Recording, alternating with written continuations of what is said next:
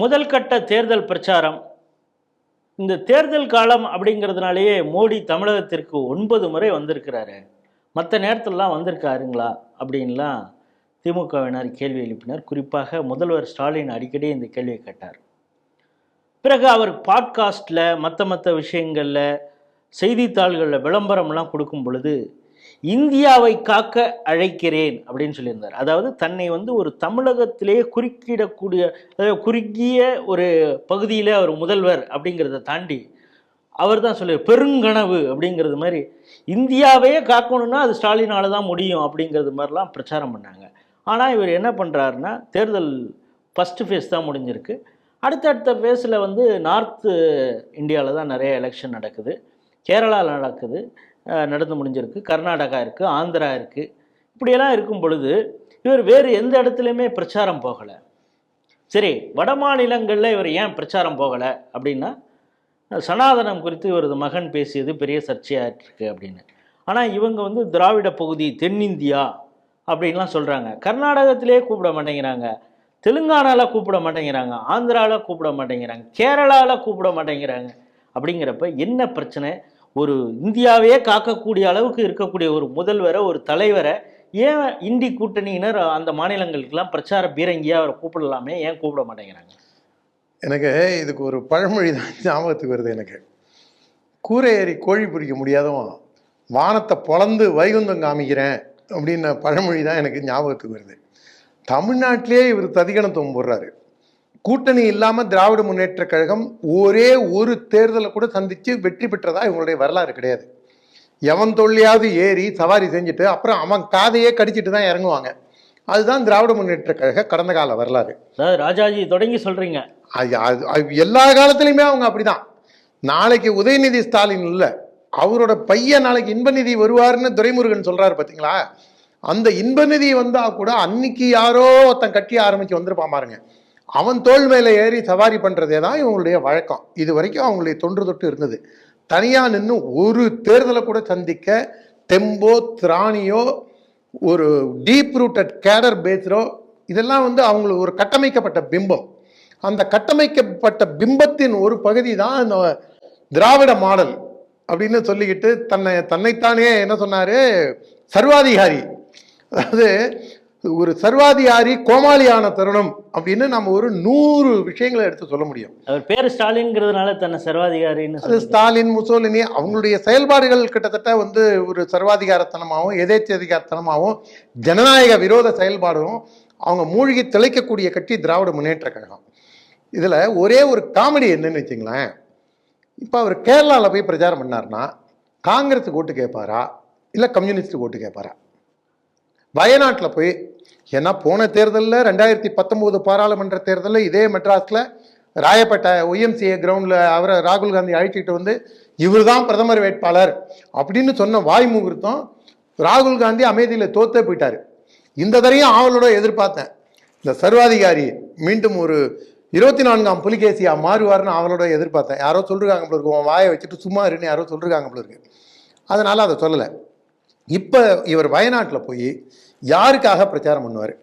அங்கே முதல்வர் என்ன சொல்கிறாரு, கேரளா முதல்வர் பினராயி விஜயன், ஏன் இன்னும் நீங்கள் இந்த ராகுல் காந்தி மேலே ஆக்ஷன் எடுக்கலைங்கிறாரு. ராகுல் காந்தி என்ன சொல்கிறாரு, நீங்கள் யார் யாரையோ கைது செய்கிறீங்க, ஏன் பினராயி விஜயன் இன்னும் கைது செய்யலைங்கிறாரு. மோடியை பார்த்து இந்த கேள்வி வைக்கிறாரு. ஒன்றும் காமெடியாக என்ன சொல்கிறாரு, பினராயி விஜயனுக்கும் மோடிக்கும் ஒரு அண்டர் கரண்ட் இருக்கு, இவங்க பி டீம், பிஜேபியோட பி டீம் அப்படிங்கிறாங்க.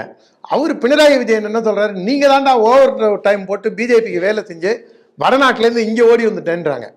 அதாவது இந்த வடிவேலு சொல்லுவார் தெரியுமா ஒரு படத்தில், என் குடும்பத்தை அவன் ஏற்ற, அவன் குடும்பத்தை நான் ஏற்ற, ரெண்டு பேரும் மாறி மாறி ஏசிப்போம் அப்படிங்கிறது அந்த கேரளாவுக்கு தான் மொடநாத்தம் எடுக்குது. அதை நம்ம காதில் கேட்கும் போதே மொடநாத்தம் எடுக்கிற இந்த பிரச்சாரம். இதை ஏன் தமிழ் ஊடகங்கள்லாம் இதை பற்றி பேசவே இல்லைன்னு தெரியல. இப்போ இந்த சர்வாதிகாரி கேரளாவில் போய் என்ன செய்வார்னு, அதுலேயே எனக்கு அடுத்த ஒரு காமெடி தான் ஞாபகத்துக்கு வருது. இந்த பாண்டிச்சேரியில் கம்யூனிஸ்டுகள் காங்கிரஸ் வேட்பாளர் வைத்திலிங்கத்தை ஆதரிக்கிறாங்க. பாண்டிச்சேரியில் ஏனாம் மாகேயும் பாண்டிச்சேரியை உள்ளடக்கப்பட்டு யூனியன் டெரிட்டரிக்குள்ளே வருது. ஏனாம் கேரளாலையும் மாகே கேரளாலையும் ஏனாம் ஆந்திரா ஊட்டியும் இருக்குது, காக்கிநாடா கிட்டையும் இருக்குது. பாண்டிச்சேரியில் கம்யூனிஸ்டுகள் காங்கிரஸ் ஆதரிக்கிறாங்க, அதை பாருங்க, சட்டமன்ற தொகுதிக்கு ஏனாம் ஒரு சட்டமன்ற தொகுதி, மாஹே ஒரு சட்டமன்ற தொகுதி. ஏனாம்ல அங்க வந்து கிட்டத்தட்ட நியூட்ரல் லெவல் மாதிரி அப்படியே அங்க பாவலா காமிக்கிறாங்க. அதாவது இருந்தும் இல்லாமல் இருந்து சித்தர்கள் வாக்கு மாதிரி. மாஹேல கம்யூனிஸ்டுக்கு எதிர்ப்பு. ஒரே பாராளுமன்ற தொகுதியில ஒரு சட்டமன்ற தொகுதியில காங்கிரஸுக்கு ஆதரவு, இன்னொரு சட்டமன்ற தொகுதியில காங்கிரஸ் கட்சிக்கு எதிர்ப்பு. இதை விட ஒரு கேடுகட்டத்தனம் கம்யூனிஸ்டோட வாழ்க்கையில.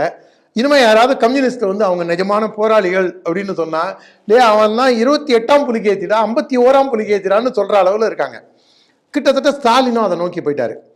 கேரளாவுக்கு போக முடியல, கர்நாடகாவுக்கு போனால் காவேரி பிரச்சனைக்காகவே அவரை கூப்பிட மாட்டாங்க. இவர் ஏதோ வந்து ரோசம் மேலிட்டு எங்களுக்கு எங்க தண்ணி, நான் டெல்டாவை சேர்ந்தவன் அப்படின்னு வாயளவில் சொல்றாரு. இவருக்கு வரப்பு மேலேயே நடக்கிறதுக்கு முடியாது. எனக்கு 1000 கால் பிரச்சனை இருந்தாலும் நாளைக்கும் நான் வரப்புல நடக்க முடியும், சேத்துல இறங்கி என்னால் காலாலேயே கூட மடக்கட்ட முடியும். அது என்ன காலாலேயே மடக்கட்டுறதுன்னு யோசிக்கலாம். மம்முட்டியை வச்சு தான் மடக்கட்டணுங்கிறதுல எங்கள் ஊரில் அந்த அளவுக்கு கசடு படிஞ்சு நல்ல சேரே தடதடன்னு இருக்கும்போது காலாலேயே மடக்கட்ட முடியும்.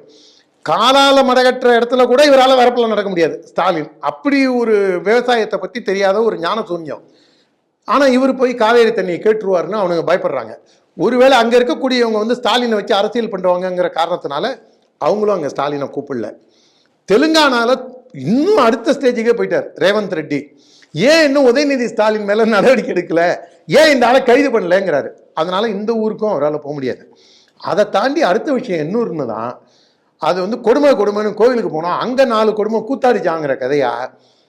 முலாயம் சிங் யாதவ் கட்சியை சேர்ந்த ஒரு மூத்த எம்பியும் காங்கிரசின் முன்னணி தலைவரும் ஸ்டாலினுக்கு தகவல் அனுப்பிச்சோ கடிதம் எழுதியோ ஒரு தகவலை கம்யூனிகேட் பண்ணியிருக்காங்க.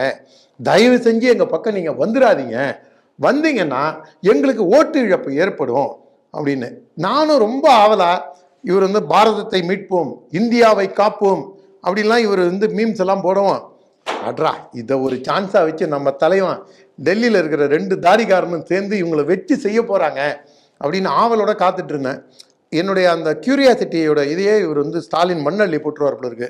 நான் நம்மளுடைய ஸ்ரீ தொலைக்காட்சி வாயிலா ஸ்டாலினுக்கு, நான் சர்வாதிகாரி ஸ்டாலினுக்கு, தமிழகத்தின் மாண்பை காக்கும் திராவிட மாடல் ஆட்சியாளர் ஸ்டாலின், இன்னும் என்னெல்லாம் பாராட்டணுமோ பாராட்டுறேன் திரு ஸ்டாலின் அவர்களே. கண்டிப்பாக நீங்கள் அங்கே பிரச்சாரத்துக்கு போகணும். பிரச்சாரத்துக்கு போனாதான் உங்கள் வண்டவாளத்தை தண்டவாளத்தில் மோடி, அமித்ஷா, ஜேபி நட்டா, ராஜ்நாத் சிங் போன்றவர்கள்லாம் உங்களை தலைதெறிக்க ஓட விடுவாங்க. இவங்க போனவங்கிறதான் என் ஆசை. ஆனால் துரதிருஷ்டவசமாக காங்கிரஸ்காரன் கொஞ்சம் கெட்டிக்காரத்தனமாக செயல்படுறானோங்கிற ஒரு சின்ன டவுட்டு. ராகுல் காந்தியை வச்சு நம்ம காங்கிரஸ் இடப்பட முடியாது இல்லைங்களா?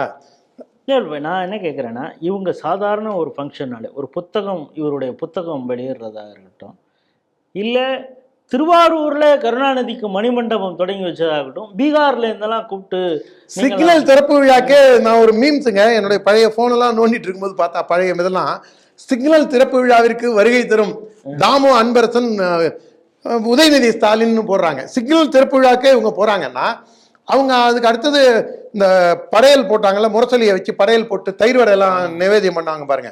அதுக்கே கூட ஏன் அவங்க வந்து இவரெல்லாம் கூப்பிடல? லாலு பிரசாத் யாதவ், முலாயம் சிங் யாதவ், அதுக்கப்புறம் அது ஹாரமா இருந்தா கூட இவரை கூப்பிடலாம். அவங்க ஃபரூக் அப்துல்லா, ஒமர் அப்துல்லாவை கூப்பிட்டு அவங்களுக்கு உருவ வழிபாடு பிடிக்காதுன்னா கூட நீங்க வந்து சும்மா நில்லுங்க, இப்போ இந்த ஆளூர் ஆசன வாழ்க்கைலாம் வரலீங்களா, அந்த மாதிரி நீங்களும் வந்து நில்லுங்க அப்படின்னாலும் அவங்கள வர வச்சிருக்கலாம். நீங்க சொன்னது கரெக்ட். ஏன்னா தேர்தல் பிரச்சாரத்துக்கும் அவங்களும் வரல, இவரும் அங்க போல.